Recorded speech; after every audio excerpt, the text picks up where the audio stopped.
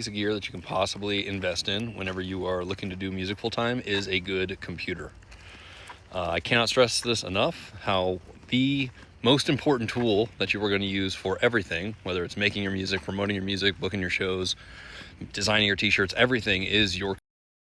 Now, I own both Macs and PCs. I have a M3 15-inch MacBook Air, and I have a 16-core, 32-thread, 64 gigs of RAM, 60 terabytes of storage, monster overbuilt PC tower.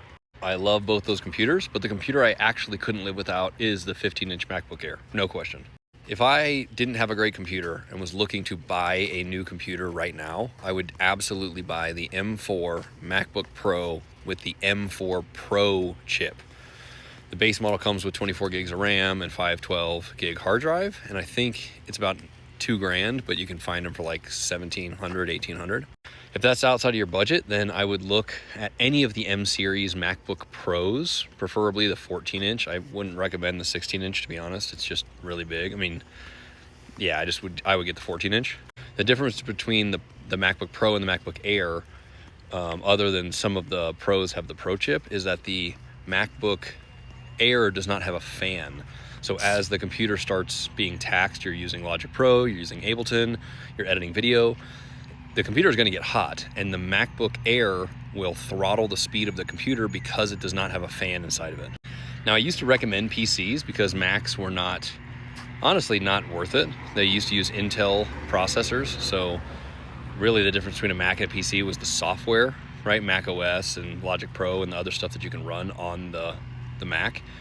But ever since Apple came out with the M series processors, their own in-house silicon, the Macs are so overpowered for the price. They have incredible battery life.